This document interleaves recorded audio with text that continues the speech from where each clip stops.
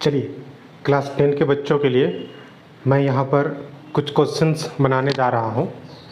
Class 10 NCERT chapter 2.2 जो कि polynomial का चैप्टर है।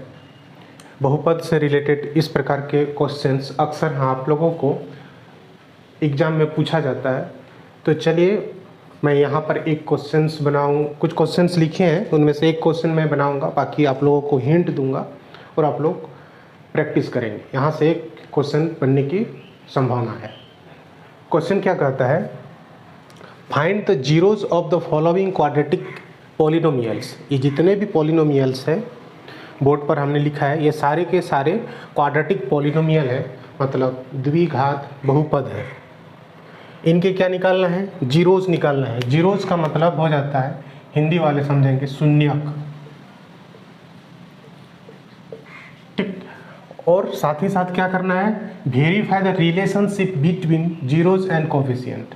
यानी कि शून्यक निकालने के बाद शून्यक तथा कोफिशिएंट, कोफिशिएंट कहने का मतलब गुणांक, तो गुणांकों का संबंध भी दिखाना है,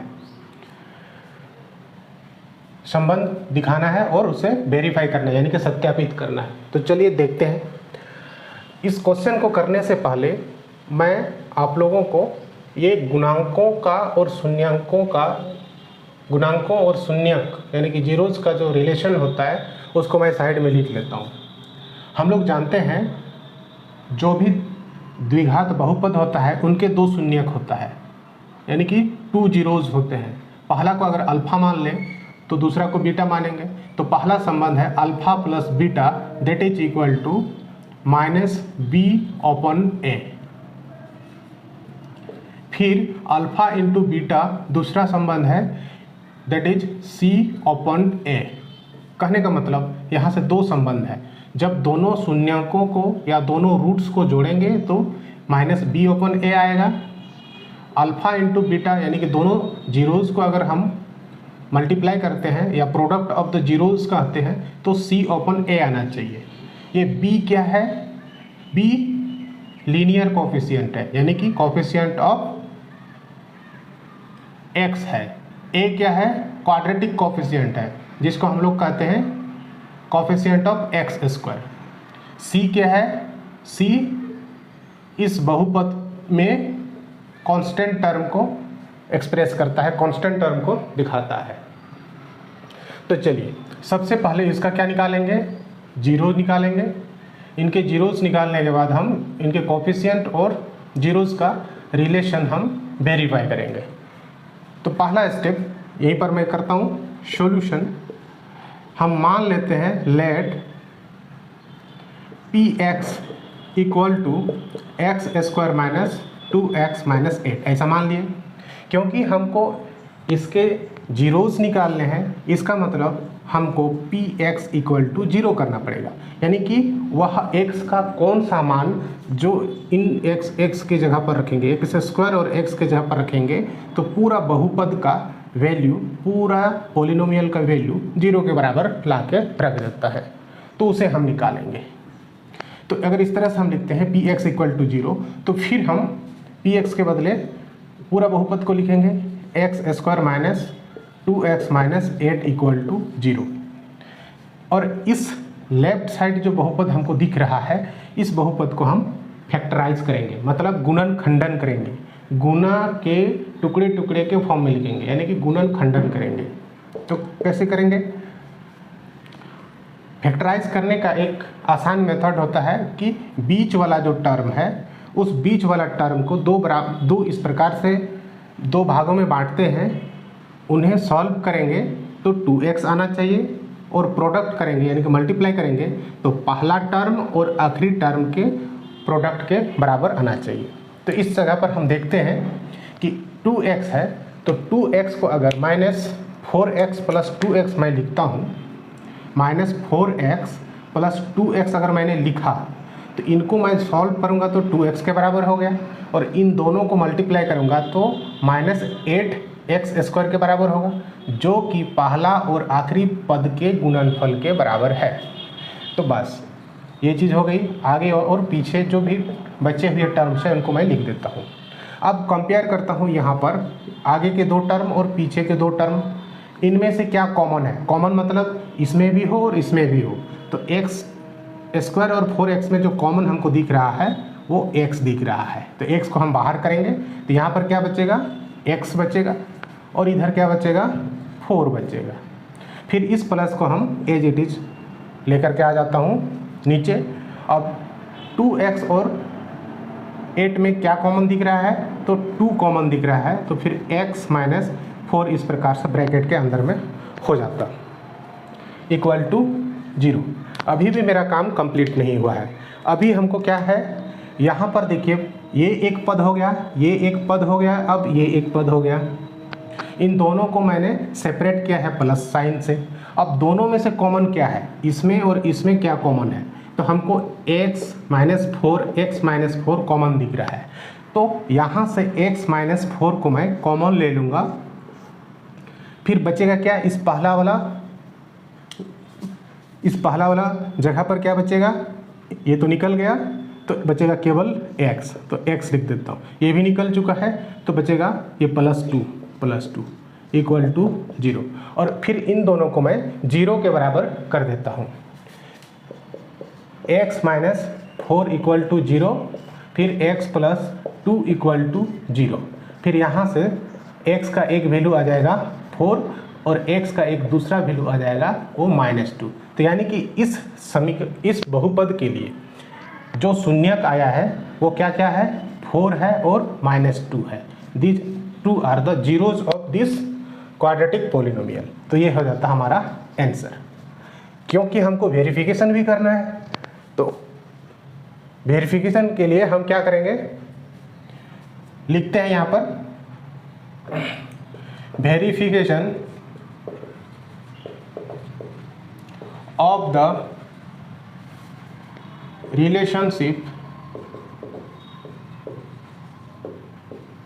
and coefficient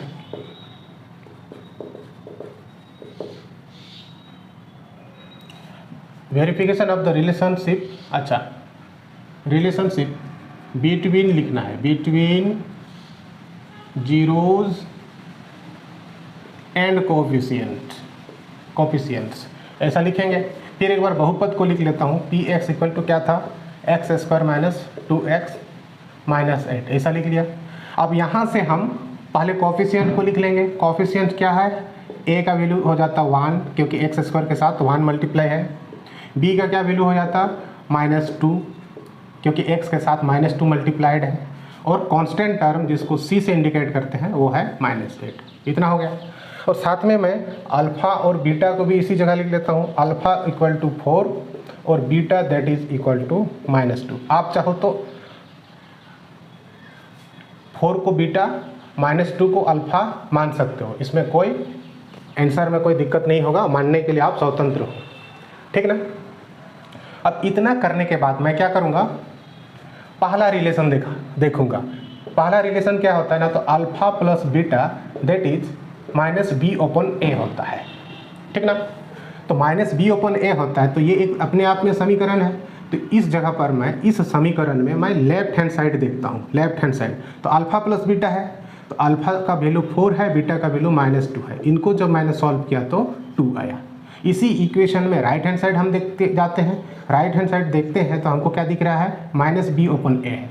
तो माइनस लिखो, b का वैल्यू कितना है 2, -2, तो माइनस और -2 और a का वैल्यू कितना है 1 है, 1 पुट कर दो। इसको जब सॉल्व करोगे तो 2 आ गया, यानी कि LHS इक्वल टू RHS आया है। यानी कि ये चीज़ हमने वेरीफाइड किया। क्योंकि LHS और RHS बराबर हो जाता है, इसका मतलब ये वाला पार्ट हमने वेरीफाइड किया है। कहने का मतलब alpha plus beta equal to -b/a, ये जो संबंध है, ये जो रिलेशनशिप है between the zeros and coefficient of this given polynomial is okay, ये ओके है। अब दूसरा संबंध को यहीं पर वेरीफाई कर लेता हूँ, चेंज कर लेता हूँ पेन, इस जगह पर मैं पेन चेंज कर लिया हूँ। दूसरा संबंध क्या है, नाउ हम क्या करेंगे, अल्फ़ा इंटू बीटा देखेंगे, दैट इज c/a। c क्या है, कांस्टेंट टर्म है, ठीक। और ए है क्वाड्रेटिक कोफिशिएंट, जिसको एक्स स्क्वायर का कोफिशिएंट भी कहते हैं। तो इस जगह से हम यहाँ भी एक समीकरण मिला, यहाँ से अगर LHS जाते हैं तो हमको दिखता है अल्फा इंटू बीटा, अल्फा और बीटा का वैल्यू के बीच प्रोडक्ट है, तो कर दो 4 इंटू -2 क्या हो गया, -8 हो गया। इसी इक्वेशन में हम राइट हैंड साइड जाएंगे, मतलब C ओपन A का बात करेंगे। राइट हैंड साइड जब जाता हूँ तो हमको दिखता है C ओपन है, तो C कितना है, -8 है, A कितना है, 1 है। इसको जब सॉल्व करोगे तो -8 होगा, यानी कि left hand side 8, right hand side -8। मैंने दोनों जगह -8 मिला है। तो इसका मतलब क्या होगा, since LHS equal to RHS therefore verified, ये भी वेरीफाइड हुआ। कहने का मतलब यहाँ जो संबंध है, दो संबंध, ये दोनों ही संबंध को हमने सही पाया। तो इस प्रकार से पहले मान लेना है, मिड टर्म को स्प्लिट कर लेना है, और इस क्वाड्रेटिक पोलिनोमियल का फैक्टराइज कर दिया हूँ मैंने, फैक्टराइज कर दिया है। और हर एक फैक्टराइज पार्ट को हमने 0 के इक्वल टू लिखा है, फिर हमने x का वैल्यू लिखा है। हाँ, तो यही x का वैल्यू पहला अल्फ़ा तो दूसरा बीटा होगा, दूसरा को अगर अल्फ़ा मानोगे तो पहला को बीटा मानना पड़ेगा। इस तरह से मान के हमने आगे वेरिफिकेशन किया है। वेरिफिकेशन में एक बार पोलिनोमियल को लिख लिया है, फिर इनके कोफिशिएंट को दिखा दिया है, अल्फ़ा बीटा के वैल्यू को पुट किया है, फिर पहला रिलेशन फिर दूसरा रिलेशन, दोनों को LHS RHS वैल्यू पुट करके दिखाया है, LHS इक्वल टू RHS दोनों ही कंडीशन में, और हमने वेरीफाई किया है। तो इस प्रकार से इस क्वेश्चन को बनाना है। तो यहाँ पर बाकी और कुछ क्वेश्चंस हैं इसी एक्सरसाइज के, क्वेश्चन नंबर 2, 3 और 6। इसका मैं केवल हिंट दे देता हूँ, आप लोग इसी तरह से इसको बनाएंगे। तो इसका हिंट क्या हो जाता, अगर -4s है, यहाँ पर लिख देता हूँ हिंट, HINT, हिंट। तो पहला जो टर्म है 4x² है, -4s + 1, तो ABC तो आपको पता चल गया, ये A हो जाता है, ये B हो जाता, -4B हो जाता, ये C हो जाता। मिड टर्म को कैसे तोड़ेंगे, मिड टर्म को तोड़ेंगे इस प्रकार से कि -2s फिर -2s, इन दोनों को अगर मैं जोड़ता तो कितना हो रहा था, -4s के बराबर हो रहा है। और दोनों को अगर मल्टीप्लाई करूंगा तो पहला टर्म और आखिरी टर्म, यानी कि पहला टर्म कितना है 4s², आखिरी टर्म कितना है 1, इनको प्रोडक्ट करूंगा तो कितना हो रहा है 4s²। तो ये 4s² के बराबर होना चाहिए। तो इसको भी मल्टीप्लाई जब करोगे तो -2s इंटू -2s, इसको जब मल्टीप्लाई करोगे तो ये भी क्या हो जाता है 4s² हो रहा है। तो ये दोनों बराबर हो गया। तो इस प्रकार से इसको तोड़ना है, मिडिल टर्म को -2s देन अगेन -2s करके तोड़ना है, ठीक। और बाकी इसी प्रोसेस से आगे बना लेना है। इस जगह पर मैं देखता हूँ, इसको थोड़ा सा सजा के लिख लेना आप लोग, x² -7x -3 इस तरह से लिख सकता हूँ। तो यहाँ पर कितना है -9x + 2x अगर मैं लिखता हूँ तो मेरा बात बन जाएगा। तो ये चीज़ कर लेना। यहाँ पर कितना हो जाएगा, 3 चौका 12x², तो 12x² है, तो मिड टर्म को इसी तरह से तोड़ेंगे। तो यहाँ पर अगर -4x + 3x के हिसाब से तोड़ता हूँ इसको, मिड टर्म को स्प्लिट करता हूँ, तो हमको क्या दिख रहा है, इनको सॉल्व करूँगा तो ठीक ऊपर जो दिख रहा है x -x के बराबर हो जाएगा। इनको जब मल्टीप्लाई करेंगे तो -12x² के बराबर हो रहा है। तो यहाँ से जो क्वेश्चन है उसको आप लोग बखूबी प्रैक्टिस कर लीजिएगा। Thank you.